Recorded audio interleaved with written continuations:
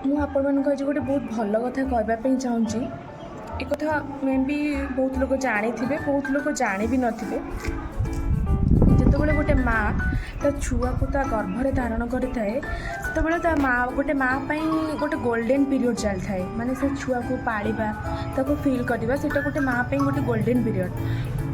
ମାନେ ଯେତେବେଳେ ସେ ଛୁଆଟାକୁ 8 ମାସ ହୁଏ, 7 ମାସ ହୁଏ କି 8 ମାସ ହୁଏ, ତା ପୂର୍ବରୁ ତ ତାକୁ ଘର ଲୋକ ବହୁତ ମନା କରନ୍ତି, ସେ ମାଆକୁ ବାରଣ କରନ୍ତି, ଏଇଟା ଖାଇବୁନି, ସେଇଟା ଖାଇବୁନି, ବହୁତ କିଛି ମନା କରନ୍ତି। କିନ୍ତୁ ଯେତେବେଳେ ସେ ଛୁଆଟାକୁ 8 ମାସ ହୁଏ, ସେତେବେଳେ ଆମ ଘରରେ ଦେଖିବେ ଅଧିକ ଏଜେଡ଼ ଲୋକ ଯେଉଁମାନେ ଥାଆନ୍ତି, ବୟସ୍କ ଲୋକ ଥାଆନ୍ତି, ଜେଜେମା ହୁଅନ୍ତୁ, ଆଈ ହୁଅନ୍ତୁ, ଯିଏ ବି ଥାଆନ୍ତି, ସେମାନେ ସେ ମାଆକୁ ଅଧିକ ବାରଣ କରିଥାନ୍ତି। ବାହାରକୁ ତ ଟୋଟାଲ ଛାଡ଼ନ୍ତିନି, ଲୋକଙ୍କ ଆଗକୁ ଛାଡ଼ନ୍ତିନି, ବାହାରକୁ ଛାଡ଼ନ୍ତିନି, ପୋଖରୀକୁ ଯିବା ପାଇଁ ବି ମନା କରନ୍ତି। ମାନେ କିଛି ଡେଇଁବା ପାଇଁ, ପନିକି ଡେଇଁବା ପାଇଁ, ଏମିତି ସବୁ ବାରଣ କରନ୍ତି। କାହିଁକି ବାରଣ କରନ୍ତି ଜାଣିଛନ୍ତି?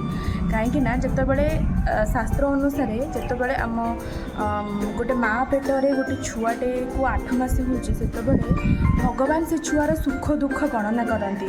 ଯେତେବେଳେ ସେ ମାଆ ଶାସ୍ତ୍ର ଅନୁସାରେ କିଛି ନ ମାନି, ବୟସ୍କ ଲୋକଙ୍କ କଥା ନ ମାନି କିଛି ଗୋଟେ ଭୁଲ କରିଦେଉଛି, ସେତେବେଳେ ଏମିତି ହୁଏ ଲୋକ କୁହନ୍ତି କି ଏ ଛୁଆଟା ଭାଗ୍ୟରେ ବହୁତ ଦୁଃଖ ଅଛି। କାହିଁକି କୁହନ୍ତି?